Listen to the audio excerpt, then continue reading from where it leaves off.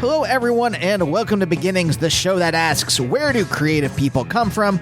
My name is Andy. I'm the host of the show and a writer and performer based in Los Angeles, California. I'm here in the podcast studio with Prembly, my dear cat. We're just hanging out. Great episode today. Today I talked to actor, writer, and improviser Lennon Parham. If you don't know who Lennon is, why don't I read you her bio right now? Born in Marietta, Georgia, Lennon was acting from a young age, but it was when she moved to New York and started improvising at UCB that her career began in earnest. Performing on a number of house teams at the theater, Lennon eventually moved to Los Angeles, where she booked a regular role on the sitcom Accidentally on Purpose. Since then, Lennon's been a working actor, has had recurring roles on shows like Veep and Lady Dynamite, has had other regular roles on shows like Bless This Mess, and co-created and co-starred in two fantastic shows, Best Friends Forever and Playing House. Currently, Lennon is part of the cast of the HBO Max series Minx, airing now. It's great. And in fact, this was great. I've admired Lennon for a long time, and talking to the UCB folks who were there before me, it's kind of like my version of when Marin talks to someone from SNL, if you get that reference. But it's slightly different because UCB is really the place that taught me how to harness my sense of humor. So talking to people like Lennon, there's this weird comedic genetic thing, if that makes sense. Like, she helped make me. I don't know if that makes sense. It makes sense to me. But beyond that, I've loved Lennon's comedy for a while now. And she's very, as you will hear, confident and self-possessed, even from a young age. And you can hear how that kind of baffles me. Because, I don't say this, but, basically I was like, wait, you had a childhood ambition that you followed through on and you didn't meander about in an oblivious haze like I did for my entire 20s? I'm being hard on myself, but I was kind of like that. So you'll kind of hear me try to figure out how Lennon started off so confident, and I think we get to some interesting answers. So I hope you like this episode. If you do, and you want to check out more episodes of Beginnings, what I like to do here in the beginning is a little recommended if you like. If you like this episode with Lennon, maybe you'll like other episodes I've done with folks from UCB. Matt Besser, Matt Walsh, and Ian Roberts, three of the founders, have been on the show before. Casey Wilson, June Diane Raphael, Adam Pally, John Gemberling, Andy Daly, Anthony Atamanik, Abby and Alana, Anthony King, who gets mentioned in this episode, Chris Kelly, the co-creator of the other two, and tons of other people, tons of writers, actors, musicians, comedians, artists. I've been doing this show for 12 years. If you like those episodes, you want to subscribe to the show, you can do that wherever you get your podcasts from. I'm on Twitter and Instagram at Andy Beckerman, Twitter for dumb jokes, Instagram for pictures of the cats, Mabel, my dog, and Naomi. And coming up, a lot of really great episodes, including Kelly Thompson and Ryan North, two wonderful comic creators, Front Person, which is a wonderful Canadian band which has members of the New Pornographers, and a ton of other great episodes coming up. So stay tuned for that. But for now, let's talk to Lennon.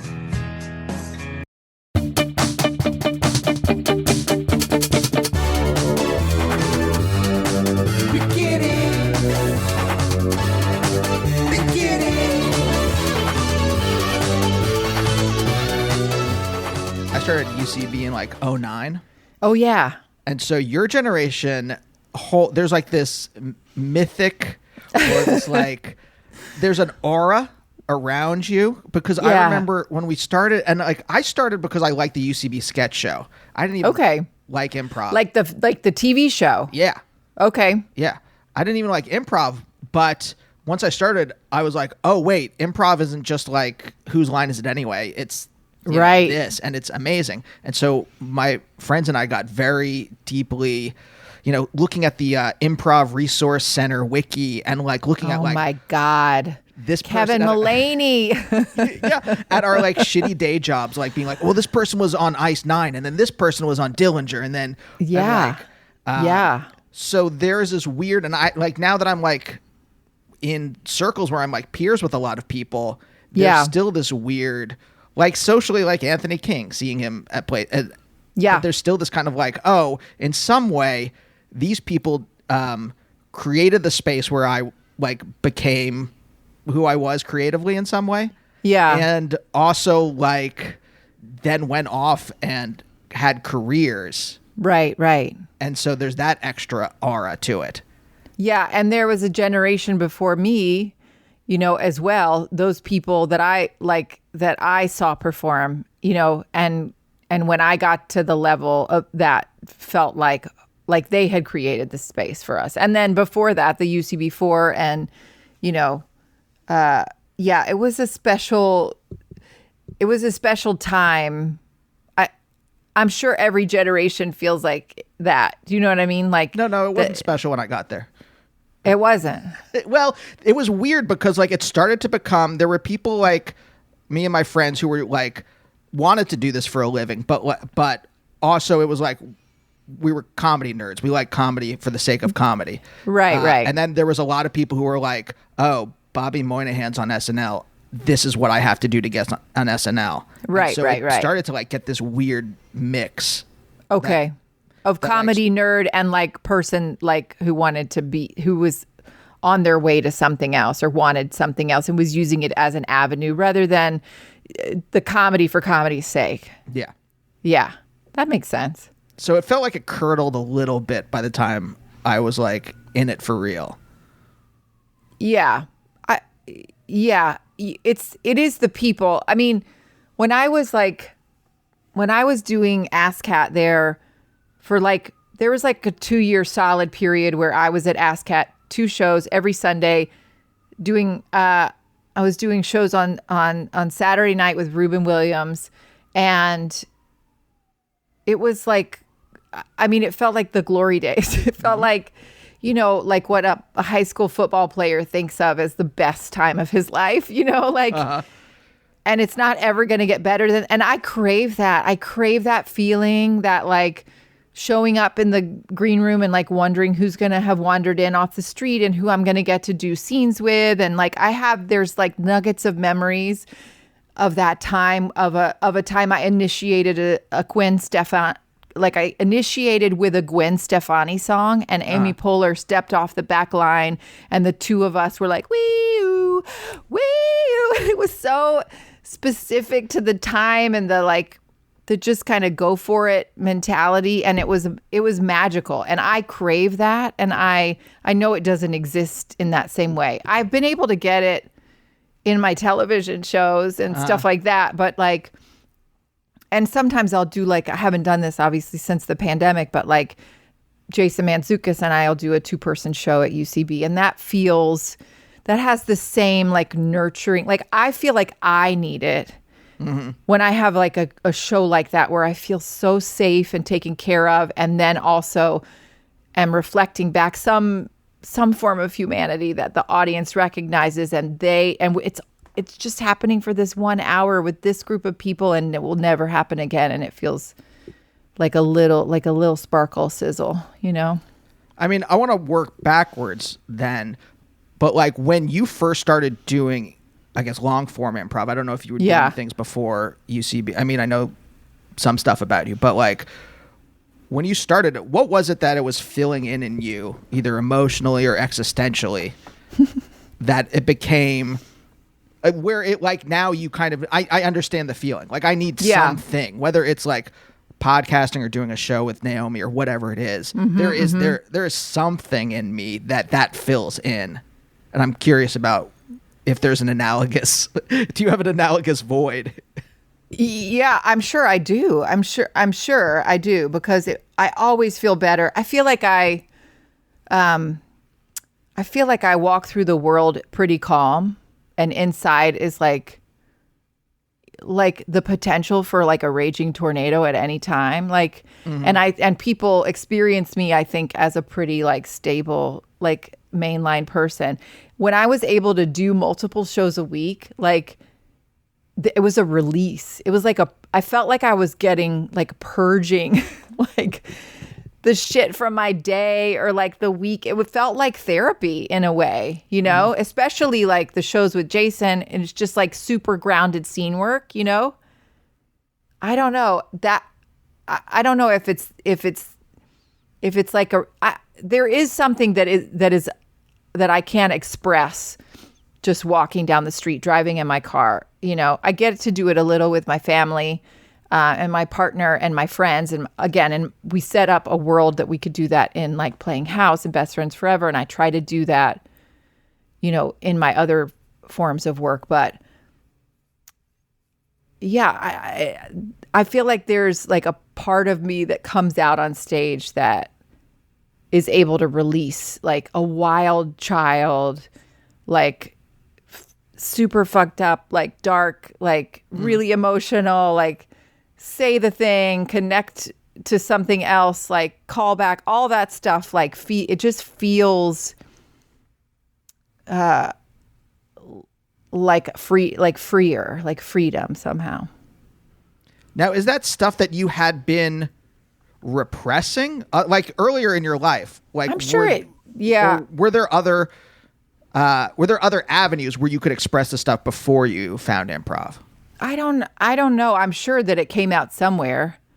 I mean, I was an only child. I did a lot of like, you know, variety shows by myself in like my parents' the church education building while they were doing choir, like a whole performance of like all the different Christian singers and dancers and like the sermon, the whole 9 yards. And I'm doing characters and like I'm filling up the time. Like I spent a lot of time creating worlds in my head to keep myself entertained, right? Or like waiting for my one friend to come back from across the street so that we could ride bikes or whatever.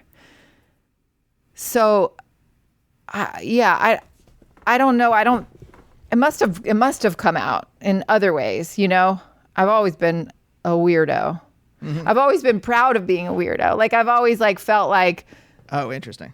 Like I get it. I'm not like you guys or something. I'm sure everybody that was like in school with me is probably like, yes, you were you were totally like us. But like, I think I always felt other. And then when I would show up, like, okay, so here's an example. 7th grade, I was obsessed with the show Putting on the Hits.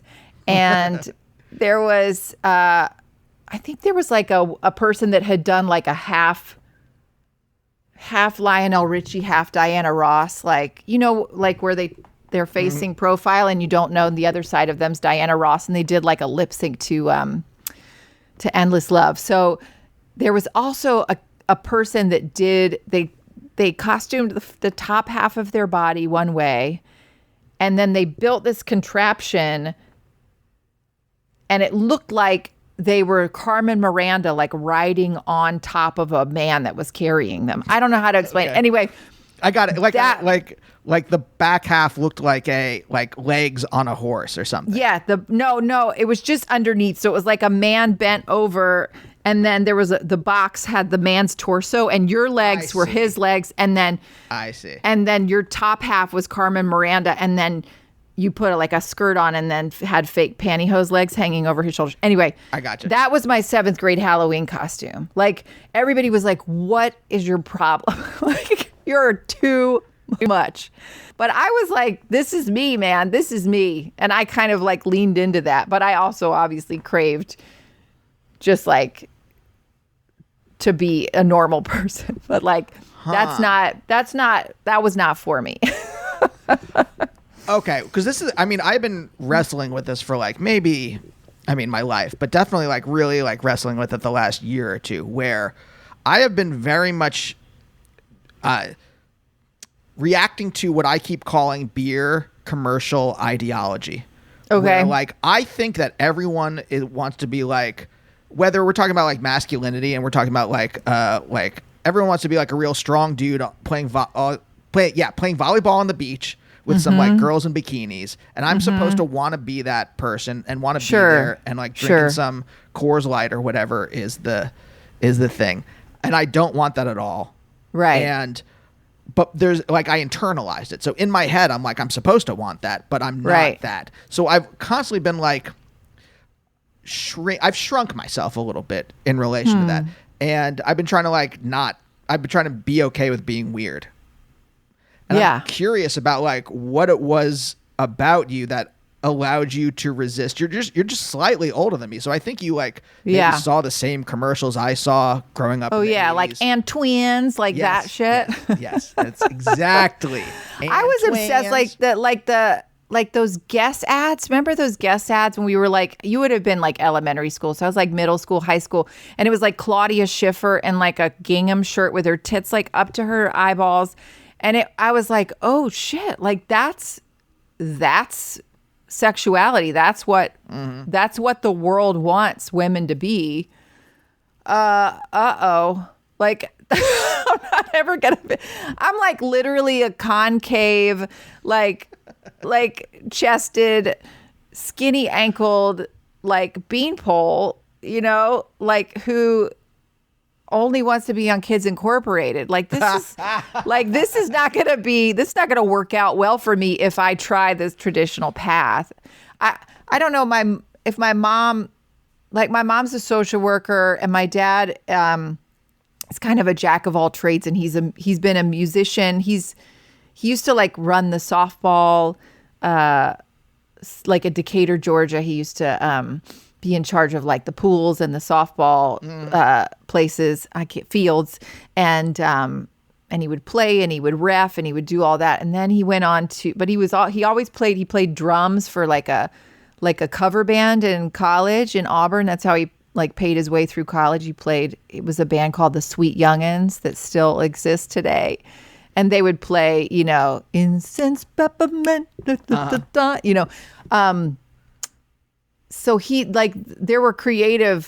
there was creative stuff happening in the house through the music. And then my mom, she's a social worker, and I think it just felt like she wanted me to be me, like whoever that was, and that was going to be supported.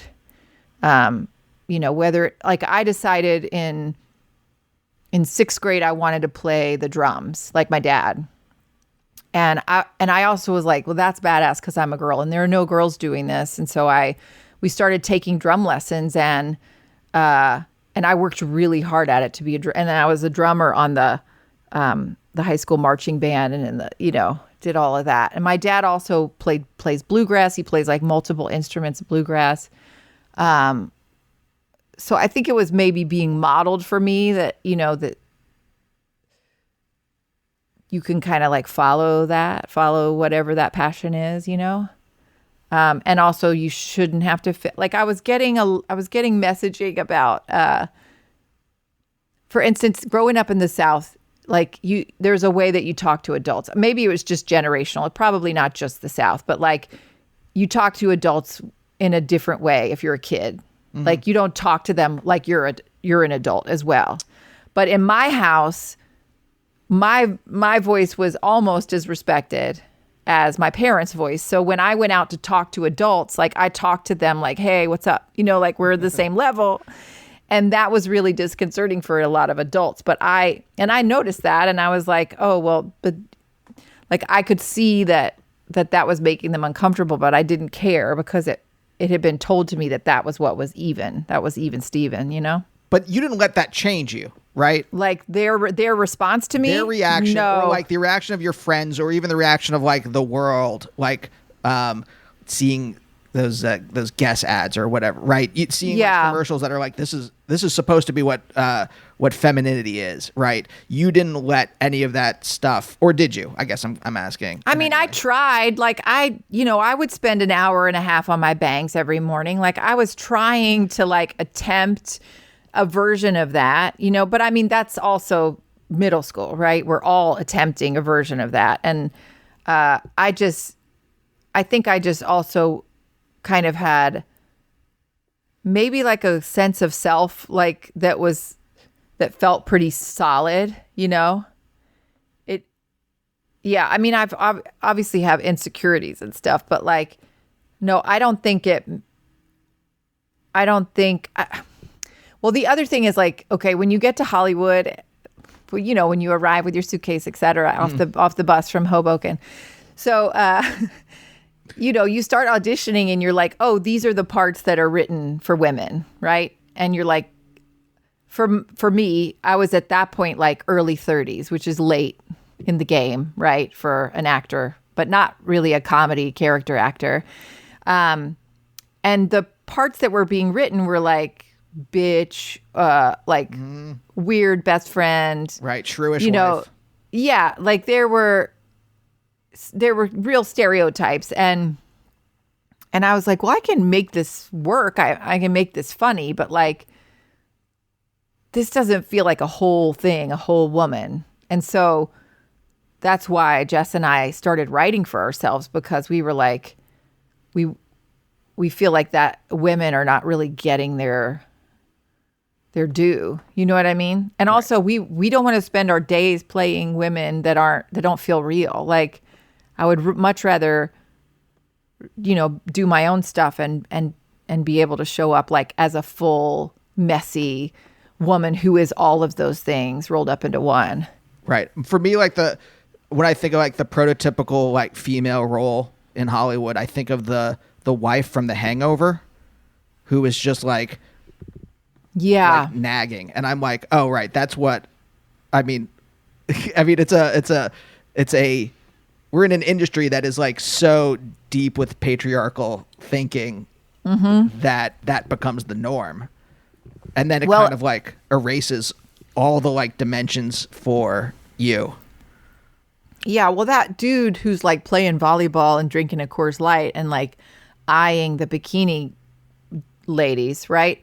He's got to go home to a woman who's really, really awful, but still like holding shit together and like making sure the kids are fed. Like that's the other side of the, of that model, really.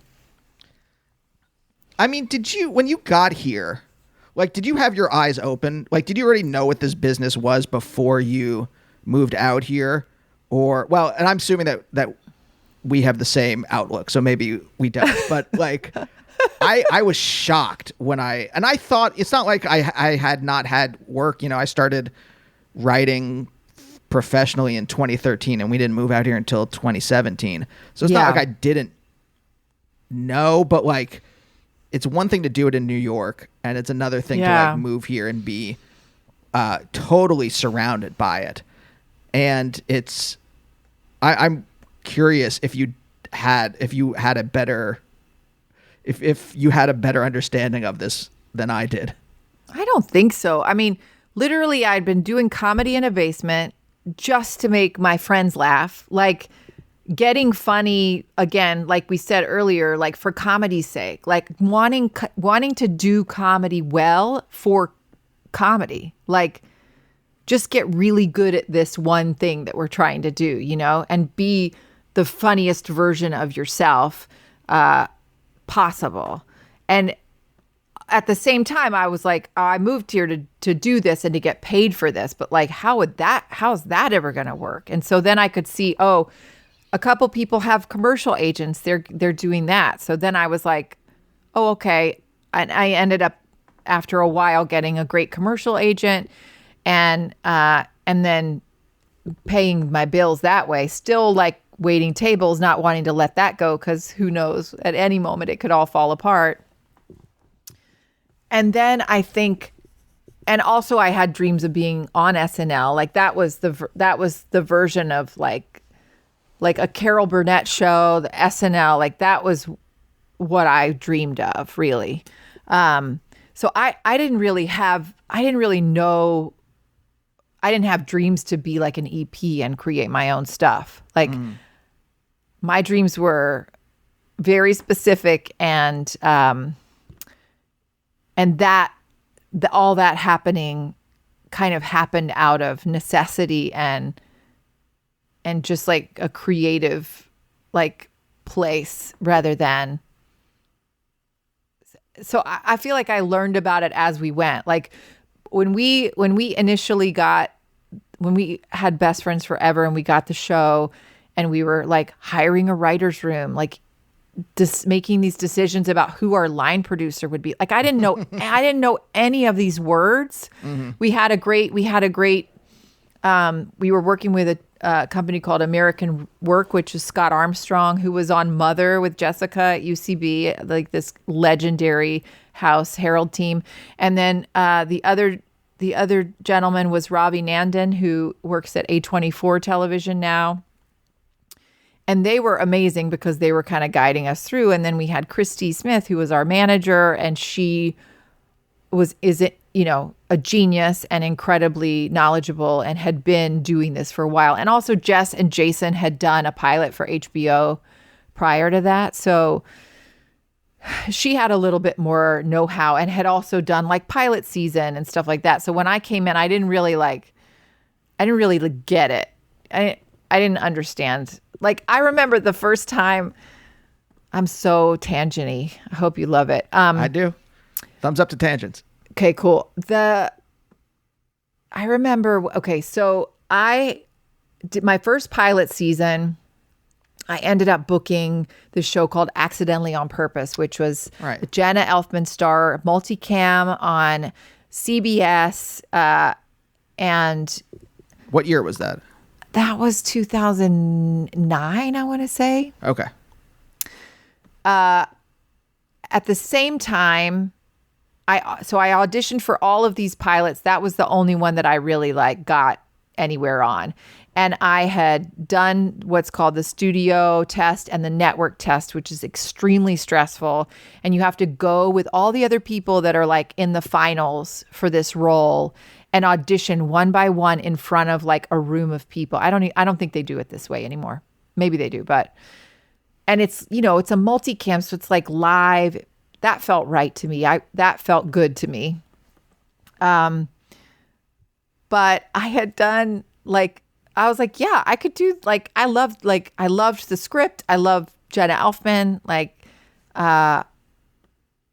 and I think they had contractually 5 days to say yes or no to me, or they'd have to let me go. Because once you you have to sign the full contract to be on this show for 7 years before you even audition, which is bananas. Okay. And then you're waiting and you're just waiting. And I was well, and after the studio audition, they cut people. So at the network test, there's sometimes new people or more famous people that didn't have to do the studio. It was, it's terrifying. But also the live part of me, the live performer, loved that and was thrilled by that. But in the meantime, I had been auditioning and I had auditioned for this new show, Parks and Rec. And I had been sort of staying roommates with Aubrey Plaza for a little bit because we knew each other from New York, and I was with her at the Century City Mall when she got the call that she was going to be offered a series role. So when I got that, I had auditioned for that, for a small part on one of the episodes, to be a mom who hates parks, and so I had booked it, and that was my first television role ever. And while I'm auditioning for that, or not while I'm auditioning, while I'm filming that, my agent called and was they want you to come back for Accidentally on Purpose and test again against a whole new group of girls. There's one person at CBS that doesn't like you. Oh, no. Why would she say that? And I was why would you say that? I don't need that information. Also, I'm at work. I can't leave. This is, they've actually hired me to do a job here. I have to be here, So I stayed. They called. They said she can't come. She's filming something, which I think probably got them all juiced because they were oh, this girl's actually good. Somebody else wants her too. And whoever was the person, I'll never know who it was that didn't want me. And that was my first taste of that underbelly of the yuckiness of it, Yeah. I mean, and it's real yucky. I have a friend who she tested for a lead role in something, and then they just said, they're you're not attractive enough to her. And it was insane that they would say that specific, I mean, whatever they thought of, that they would actually vocalize that to her is fucking How's that insane. helpful? How is that ever going to be helpful? It's not at all. But this is this is what I'm saying. There is this kind of the psychopathic business part of this is very difficult to emotionally handle. And I'm Yeah. kind of curious about like, what is it about you? What is it about What's like the the first psychopathic part of me? Well, I mean, I don't think you are, right? You don't come off like that. But like, Yeah. I'm not saying like, what is it? What's the psychopathic part of you? But like, what is it about you that lets you kind of just like navigate that? Yeah. Because it can be very jarring, at least. I mean, the bottom of it is I love this work. It's my favorite thing in the world to be on a set and to shoot something. It's my favorite thing. And there's hard stuff on the way there always.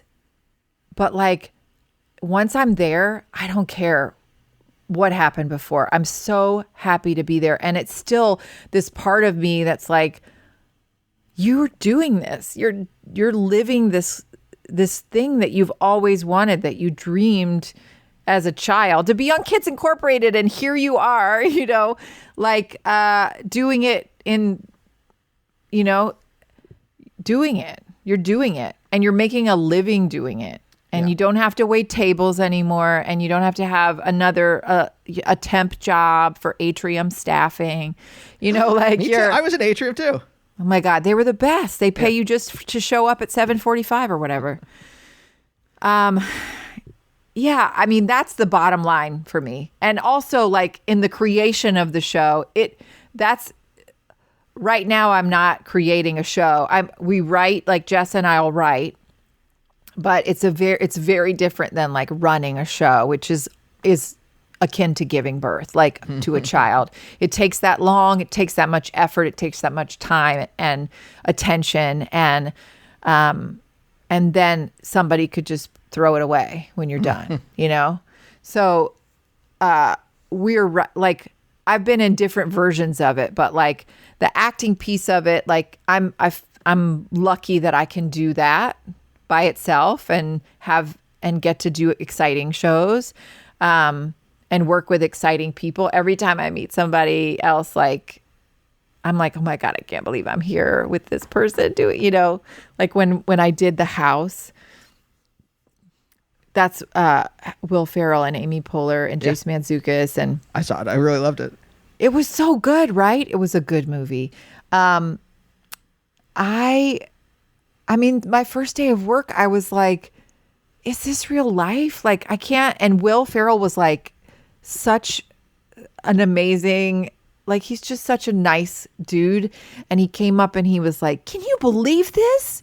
We're finally doing something together. And I was like, oh my God, I could, it was crazy. So I still have those moments, but I mean, that's not, I mean, the days on set, like, what is that? 20% of my year? It's not even that much. Right. And then the rest of the time is like, writing with Jess, which gives me a lot of joy. Just the actual physical sitting down in front of the computer and writing for 2 hours a day or whatever whatever we can do. That's what it is. And I love it. And I love doing that. And if I don't love it, then I don't want to be doing it. Yeah. I used to be a professor before I did this. And I realized that I didn't love the bullshit of academia enough, because I love philosophy, but I didn't love the bullshit. Whereas here I realize like I can put up with most of the bullshit because I love doing this work. Like the work is so worth much. the bullshit in a way that it wasn't before. Yeah, it is. It's worth it. But it's worth it. It's not worth it to everybody though. Right. Like it's and some people, that stuff, that the nitty gritty and the downs are too down for them, and they're like, you know what? Nope, I'm out. And that's fine too. But like, if you stay here long enough, like you will eventually get a job doing it, or doing like something adjacent to it. I'm kind of curious though, like when you had this, was it like a real ambition when you were younger? Like you said you wanted to be on Kids Incorporated, but like, was it? I never went to Orlando and auditioned though. But was it something that like guided you? Right? Was it like a beacon? Whereas like I'm asking this because like I had like an inchoate want to do this, but I wasn't like self-aware enough to like realize that until, I mean, I didn't start, like I said, I was a professor. I didn't move to New York until I was 29 because I didn't really realize that. And I'm wondering if you had like a solid kind of feeling in you that guided you, or if it's something you eventually found.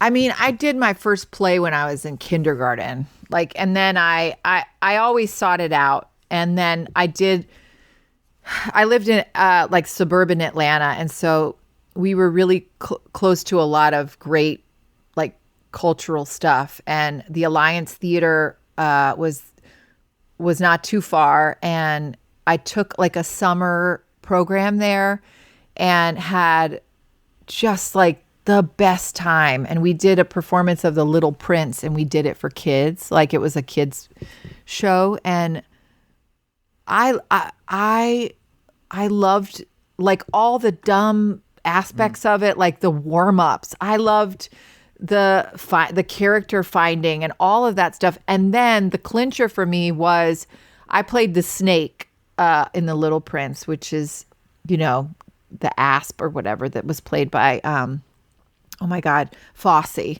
in the movie. I did not draw from Fosse. I did my own thing. But I remember afterwards in the changing room, which was also just like the bathroom, this group of young girls came in and were terrified to be in there. Like they wouldn't go in and go to the bathroom because I was there and I had played the evil snake.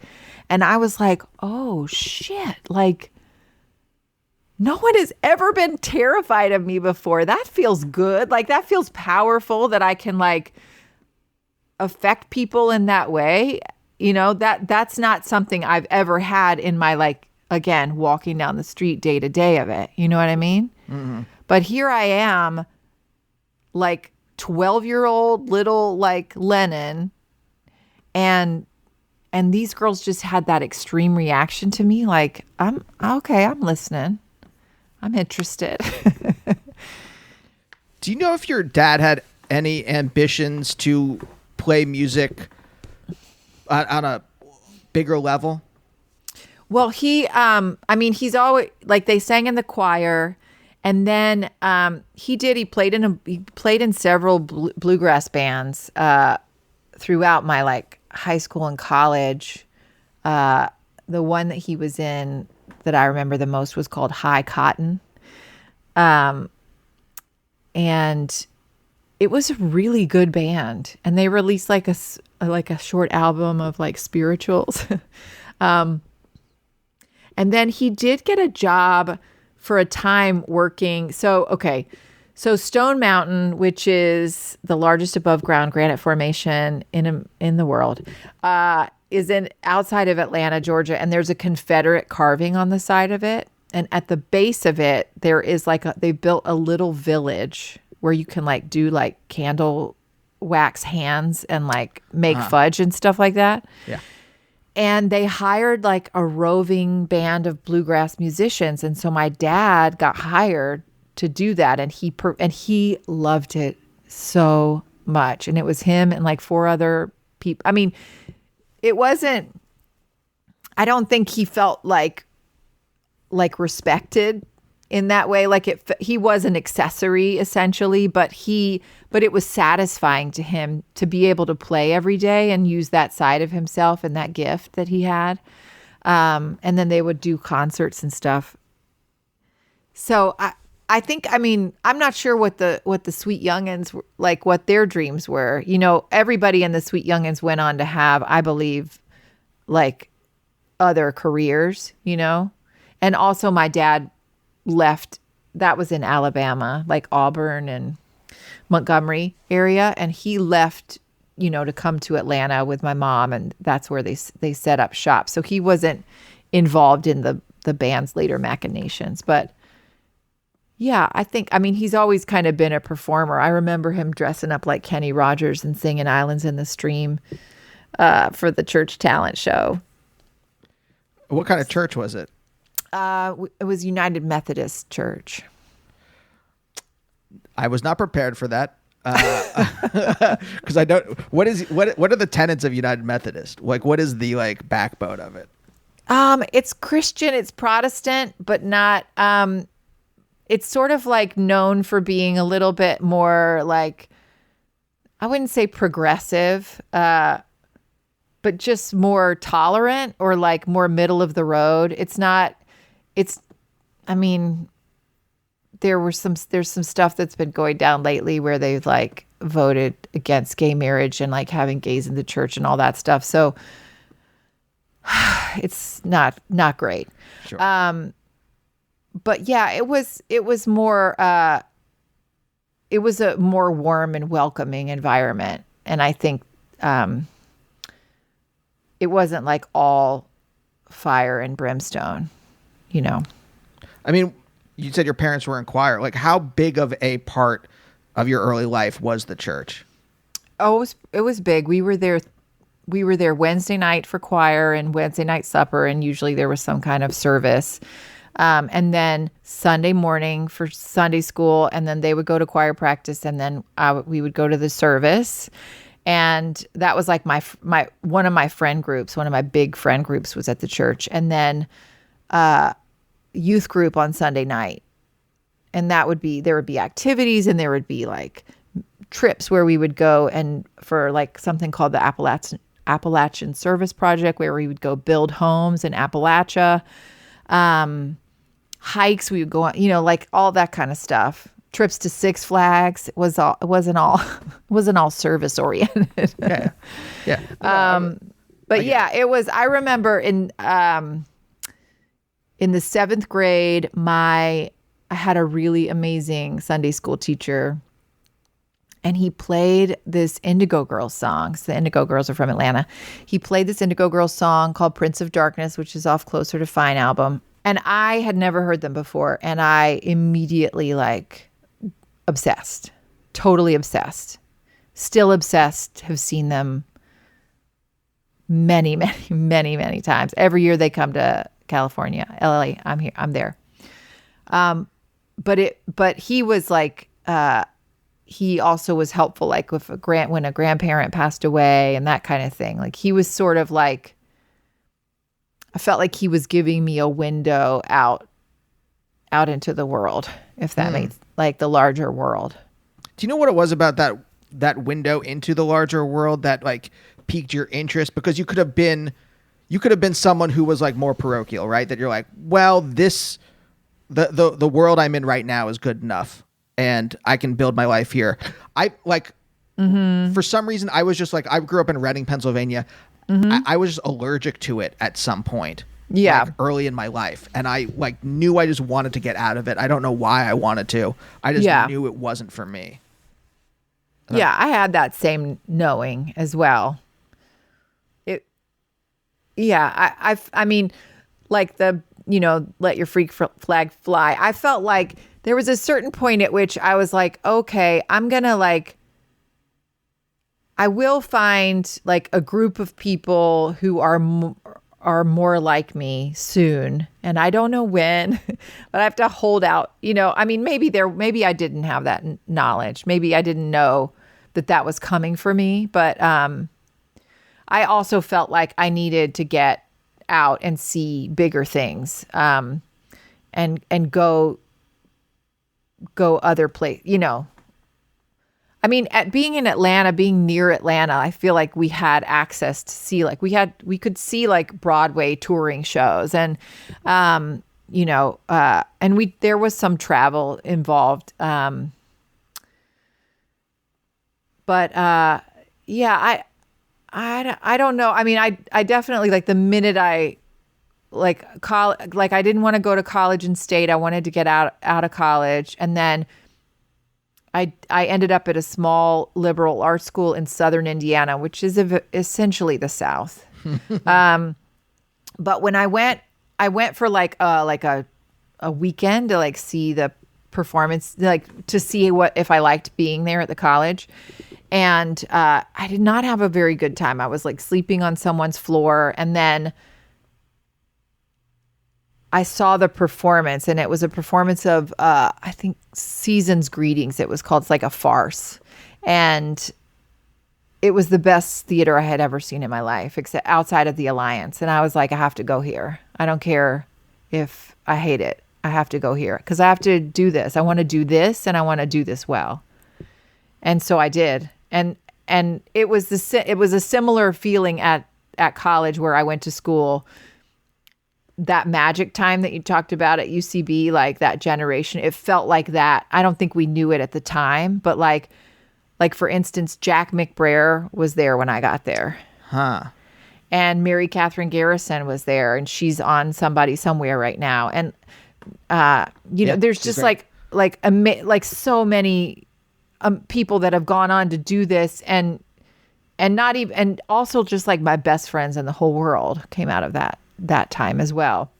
And then when I left there, I tried to go to grad school, and everybody was like, no, thank you. So I ended up going to Teach for America and taught high school French for 2 years in Mississippi because I felt like I needed to grow up some more, like before I like. Wait, sorry. Do you mind if I interrupt you? Because I just want to pick this apart a little more. Like when you applied to grad school for acting, when you got those rejections, like what happened with you that you were like, I need to grow up, and so you went to go teach French? I didn't think that the growing up was connected to not getting in grad school. Like if I had gotten in, I wanted to go to like Yale Rep. I wanted to go to NYU, and some of my classmates got into those kinds of places, and people like generations before me at Evansville had gotten into places like that as well. So I got offers from a couple places, but they were not places that I felt passion for. And like for some reason, I had always felt like I wanted to do the Peace Corps, but I was terrified to leave the country. So I had seen a little blurb in a Mademoiselle magazine about this thing called Teach for America. And I was like, that sounds interesting. And like, it just kept piquing my interest. And then, so I had applied for that just like on a whim, basically. And then they were like, we want to interview you and you have to present a lesson plan and come to St. Louis, which was like a 3-hour drive from Evansville. And every step along the way, I was like, I was getting excited about it. And I was like, okay, I have to listen to this. I don't feel called to this, to make these choices. I don't want to go to grad school just to go to grad school. I want to do it the right way. And honestly, if they don't want me, I don't want them. Like that would have been an uphill battle, and I feel like it would have totally destroyed me. So I did Teach for America, and I also strategically I was trying to go. I was, they had at that time like 14 or 15 different cities that they were in, or regions. And so I was trying to get in the LA area or the like New York, Baltimore area so that I could be near the city so I could still kind of pursue acting. Mm-hmm. And they were like, we would like to offer you a position in the Mississippi Delta, which is in the middle of fucking nowhere. And you're going to be teaching high school French. And what do you say? And I was like, no, I don't want to teach high school French. This is crazy. I requested these other places. And they were like, well, you would have to teach kindergarten. And I'm like, fine, I'll teach French. I'll teach high school French. I can't teach kindergarten. You can't be sarcastic with kindergartners. Anyway. Can you be sarcastic in French? Are you that fluent? No. I mean, just like, isn't all French sarcastic? Yeah, it's all in italics. Yeah. And so then I did that for 2 years. I taught high school French. I did community theater in this small town, which had an amazing community theater in Greenville, Mississippi. It's called Delta Center Stage. And I also like directed productions at the high school, TL Weston High School. And we put on a full-blown production of this musical that I love called Once on This Island, which is like a Haitian retelling of The Little Mermaid. Because all my students were African American, and it's set in it's like set in an island like Haiti, but there were so many gifted singers and dancers, and I was like, this is it. And we mounted a full production of Once on This Island, and the lead actress was this.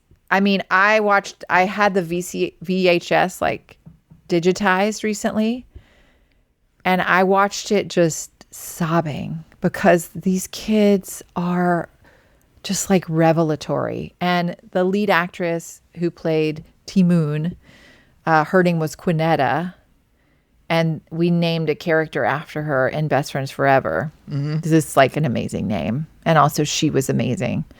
Yeah.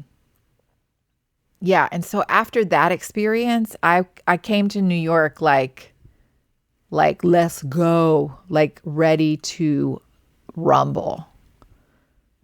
Like totally, in my mind, like unflappable. Like this is, like I was just in front of a room full of high school kids for like 7 hours a day. Come at me. I mean, okay.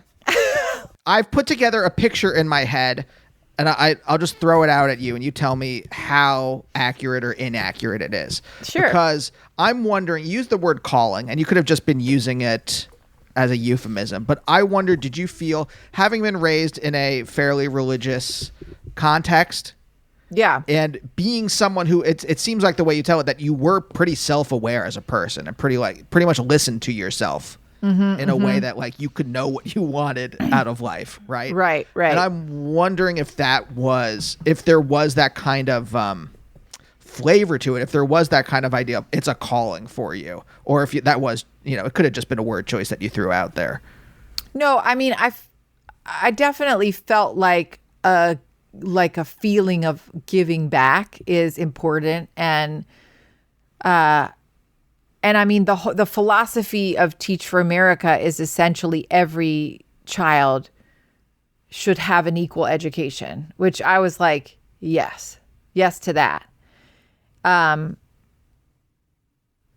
I was like, maybe it is my turn. Like, I felt like, yeah, a calling, like a call to service in some form. And I had been, this isn't going to sound good, but I'd been servicing myself for like, my whole life. And it was really it was really good for me, I think, for it to not be about me.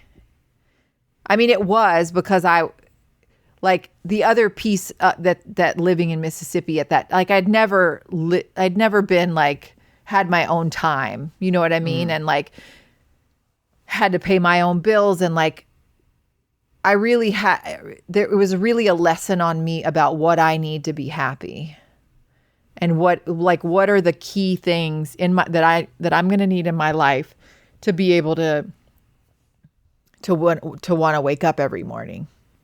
Like the first semester of teaching was, and everybody says your first year teaching, hardest thing you've ever done in your life. And that is the truth. Mm-hmm. But when I realized that, like, okay, so this teaching thing, I'm going to have something else that I like am looking forward to on the weekends, or else it's going to eat me alive. So that's when I started to do like the community theater, and also How Joy karaoke on the weekend.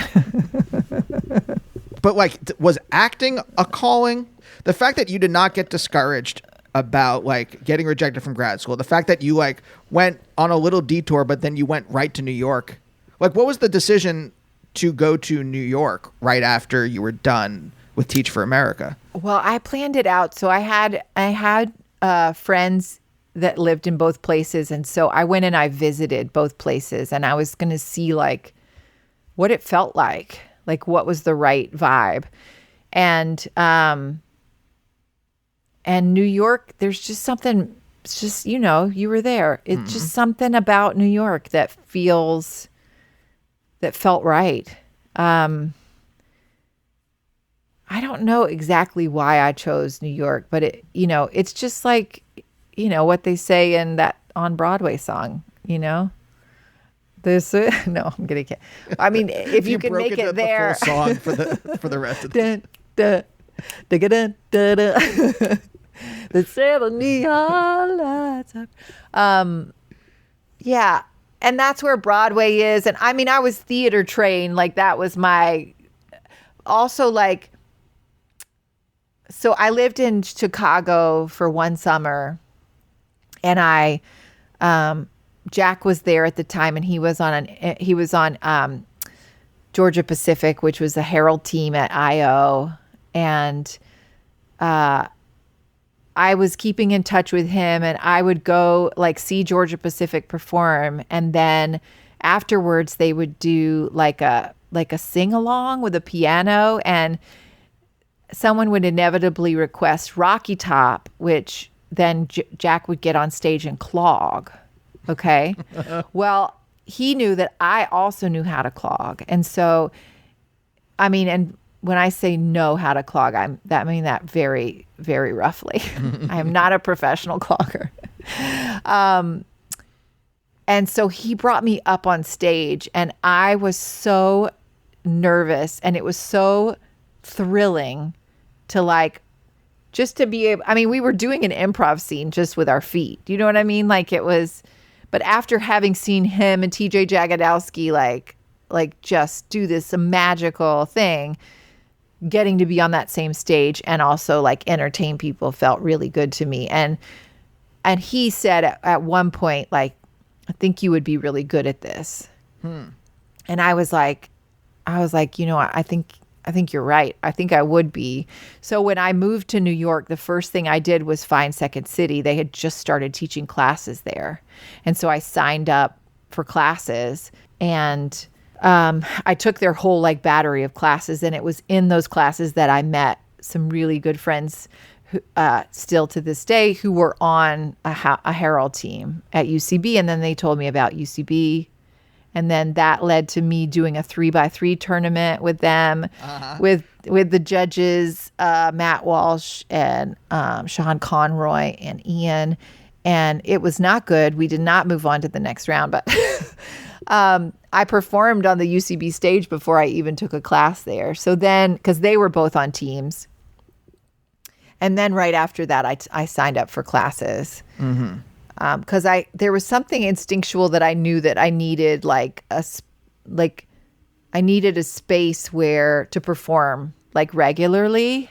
You know, where the people, where the audience was almost like guaranteed. So you have to work for that part of it. But honestly, I just wanted to keep getting better at improv. And the first class, the first like level one was rough for me. Because I had just come off of this Second City thing, and I have like this acting degree, and like I'm just not used to like, I mean, the UCB, that the approach felt very like zingy and like jokes and really like fast, and that's just not at all what I think of my like are my strengths. And so it took me a while to kind of, I mean, to use those lessons from UCB and kind of fold it into what I already do naturally. But I'm glad I stuck with it. I almost quit. Was there something about the community aspect of it too that filled in something for you that maybe, again, I'm putting together pieces of a puzzle just from talking to you for like 50 minutes. So, you know, obviously it's a little reductive, but like, I'm wondering, you know, having a background in the church, I wonder if there's like that kind of community aspect that, well, I'll just ask it, right? Did you miss that community once you left it?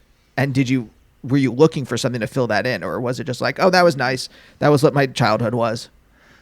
I don't think I ever really thought about it that way. I mean, it very well could be. I mean, at college, I felt that community. I had that community. And then I built a community in Mississippi around me, and found it also in the school and also in the community theater. And then when I moved to New York, like Second City was my community, and then UCB was my community, but not until I got on a team. Like I knew I had to get on a Herald team. Like I was waiting tables 3 nights a week. I couldn't go see shows. I really had never seen much of UCB. And so I was just taking classes, and that's it. And so I didn't know anybody. I only knew the people in my classes. And then I got put on Dillinger, which like was a fateful thing, because every person on that team was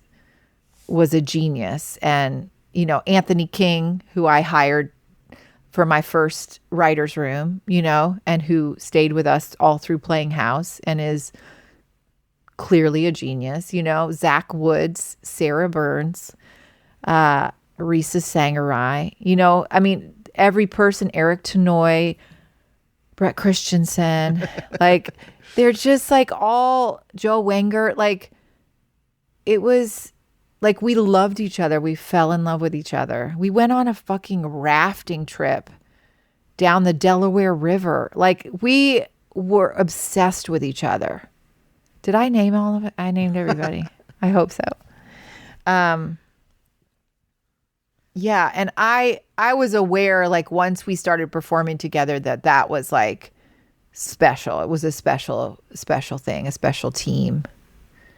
I mean, it seems that like from childhood already, you were both like self-possessed and knew kind of what you wanted in life. And we're also it changed. Sometimes I wanted to be like a fashion designer / lawyer. Slash lawyer. Yeah. And also like you were someone who made things, right?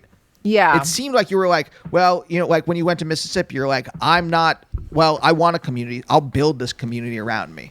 Like, it seems like that like set you up that once you like got your own TV show or whatever, like you kind of were adept at creating something around yourself.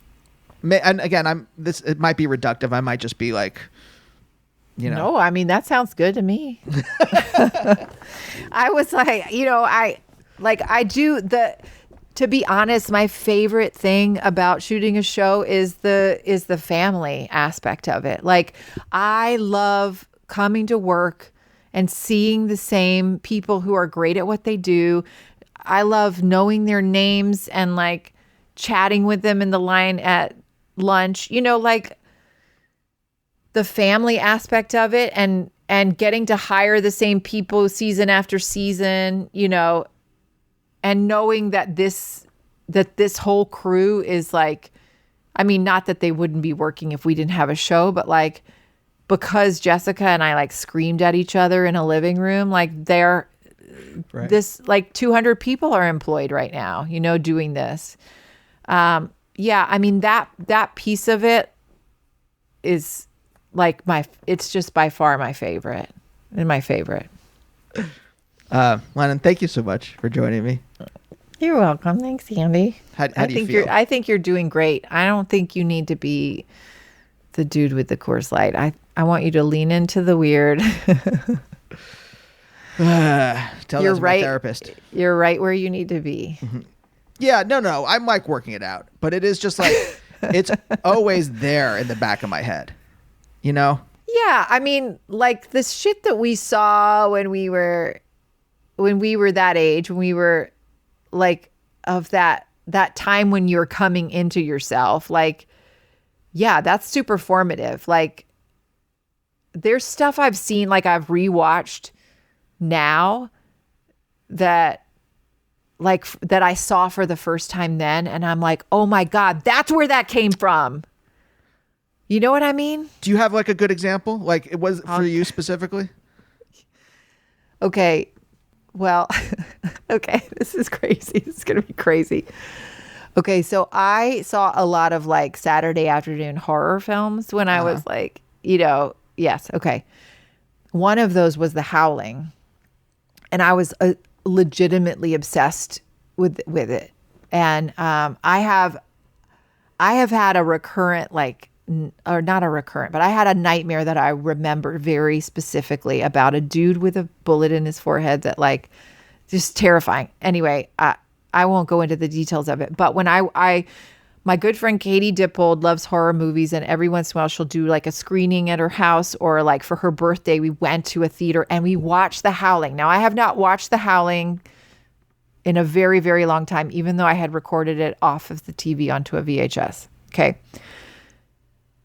The dude from my nightmare that I've been remembering forever is the dude in the end of The Howling. Mm-hmm.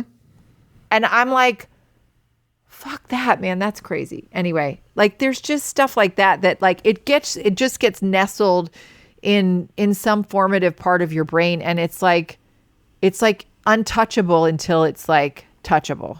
Yeah. And then you have like some kind of like Pavlovian like animal response against certain things, and you don't know why. Right. And then like maybe some like my version of that is The Gate, is the horror movie The Gate, where like some kids hanging out with their parents away for the weekend open a gate to hell. And then Oh my God. there's an eyeball in the one guy's hand. In the hand. Yeah. Okay. And that's lodged in my brain. The other one that is really lodged in my brain is the Christopher Walken movie Dead Calm. Yes. Okay, so he could touch people and like see, I think he had an accident or something, and see like where they had been or like what they had done wrong or bad. Yes. There are multiple scenes in that like the image is forever burned into my skull. And I've been terrified of it. And then not recently, maybe 4 years ago, I was on a trip to Toronto to do an improv show, and it came on the TV, and I sat and I watched the whole thing, and I was like, I don't know if I'd be able to do this. I don't know. But I did. I watched through it, and it was healing. It was really healing because it wasn't nearly, I mean, it was the exact image I had in my mind, but it was like it released its hold over me or something. So maybe you should rewatch The Gate. We did. It's still scary. Okay, never mind. We did over quarantine. Oh yeah, Quar. Yeah, we really like every like other day we were watching some old movie like Teenage Mutant Ninja Turtles or something to try to not go. Well, that'll insane. scar you for another reason. Yeah. Well, honestly, the insanity of the last couple of years, like everything pales in comparison to it. So like, yeah, I think that maybe that's minimized all the other things from my life. Sure. Yes. Agreed. Anyway, we don't have to go into that. Thanks again for joining me. Yes. Thanks, Andy. And we'll see you next time. Bye. Bye, oh, bye, oh, bye, oh, bye, oh, bye, oh, bye, oh, bye, oh, bye, oh, bye, oh, bye.